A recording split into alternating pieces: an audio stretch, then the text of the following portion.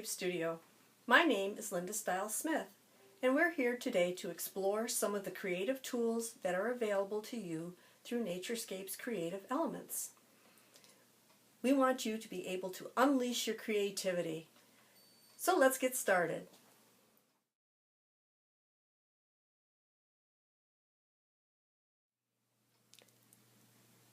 Today I'm going to show you the glass burnisher. Each one is handmade by my husband Dale. They vary in size and shape to a little bit of a degree, but they all work fabulously to smooth rough surfaces and rough edges on clay. And today I'm going to show you how to use it. One of the first problems I faced when I started working with polymer clay was that no matter how careful I was, when I cut out a shape of clay, there would always be these little rough edges all the way around it. And I just didn't want to leave my pieces like that. I wanted to have them smooth and more professional looking. So I got really excited when I was able to find that this glass burnisher really does a great job of smoothing the clay around the edges. It kind of helps to pull it in. I can use the paddle end, and I can use the side.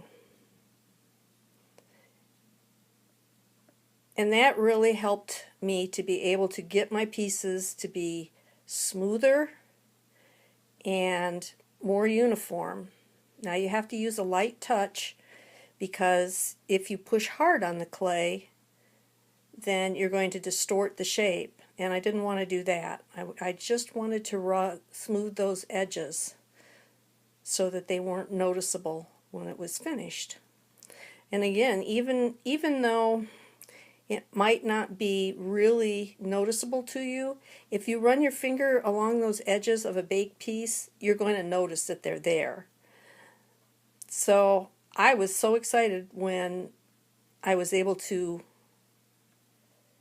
find this tool that did a really great job for me. It doesn't give, it stays cool, it's hard, and I can see what I'm doing around it.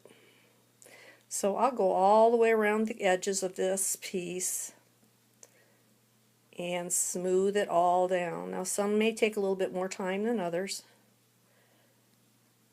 but I'll be able in the end to get a really nice smooth piece all incorporated in there without having to do a lot of extra trimming. Oops, there's a spot. We can smooth some more, and you can see the clay kind of merging down into it.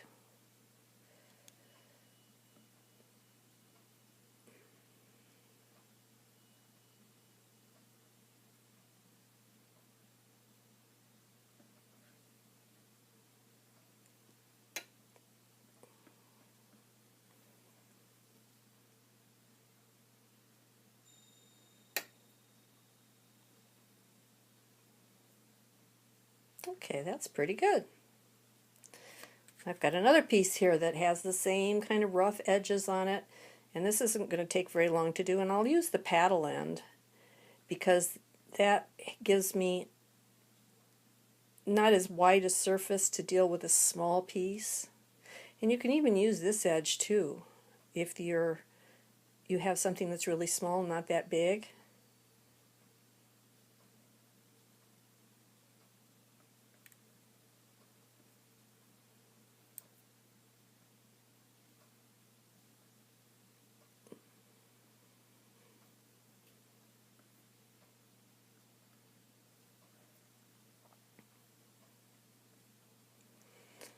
But this just becomes an extension of my fingers and not quite as pushy as my fingers would be, and not leaving any finger marks on the piece.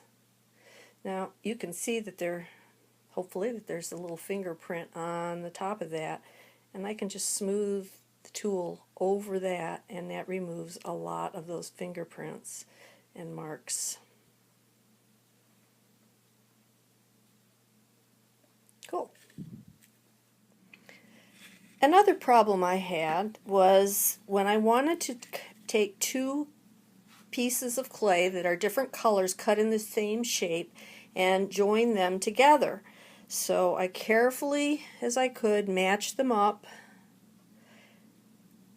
and try to get the edges even.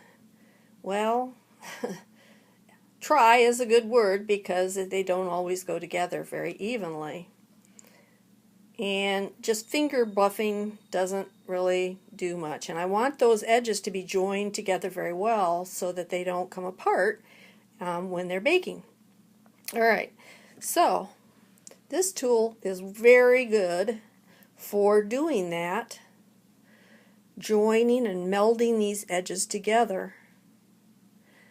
I don't want to, if I use some other tool, it would kind of mush the clay back and forth on here, but this one, using the edge of the paddle end, I can get a smoother join.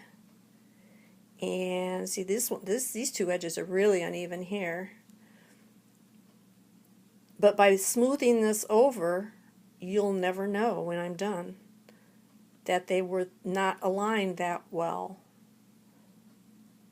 Again, you use a light touch when you're doing this.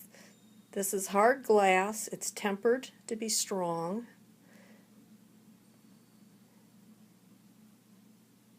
And hold up to what you're going to use it for, but we're not putting it into a very hard material. So the clay will give, but you're not mushing it around out of where you want it to be.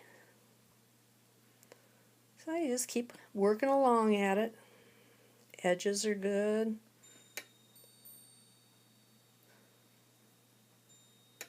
I get a little bit of lip here on the back side from doing that, so I use the edge, the long edge, and kind of bevel that down.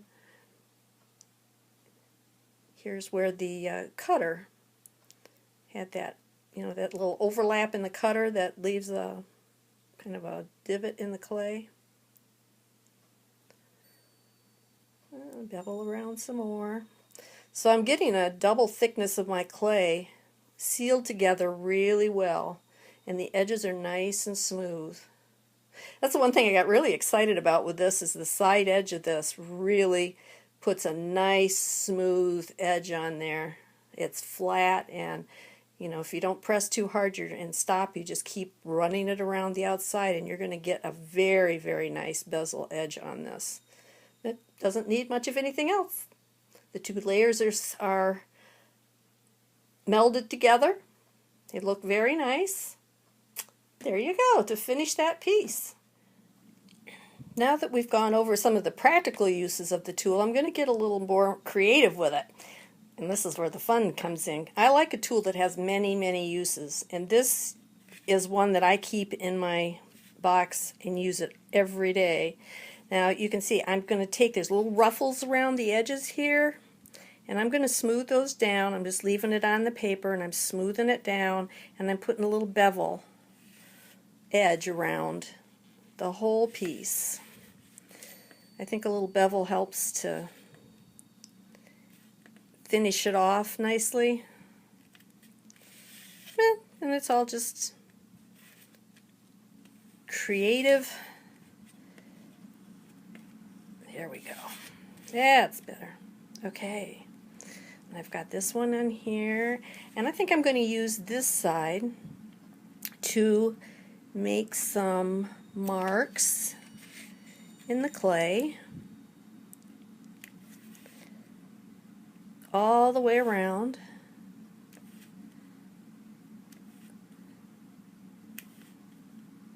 Don't you love it when you can use your tool to do a number of things?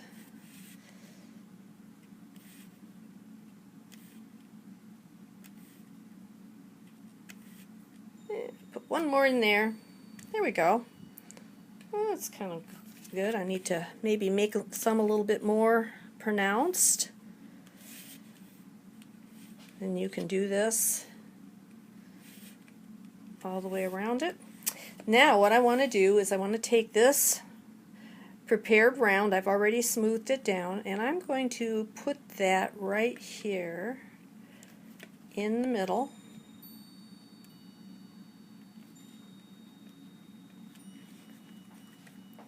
Of that centerpiece. And the reason I put the clay on the little applique piece on the clay, when I'm pressing down, that helps to seal that clay onto the base. So you don't need any other glues or clay or anything to put on that so that it stays put. When it's baking, it becomes one with the force. Okay, now I'm going to set that piece in there, so I'm going to use the ball tip end, and this can be used any way you want.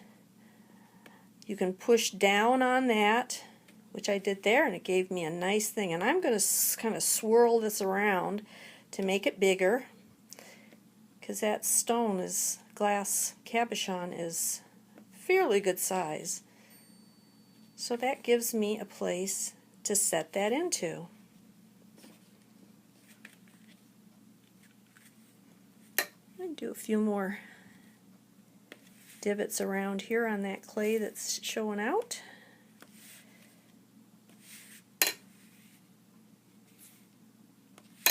Okay. And I think I could even do something like this. And I'm going to hold the clay as pretty secure on that paper and push in.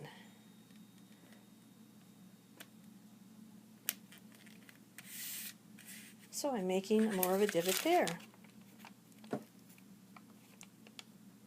This, you could just unleash your creativity and let your creative juices run wild, and you can end up with something that you never thought you'd get before.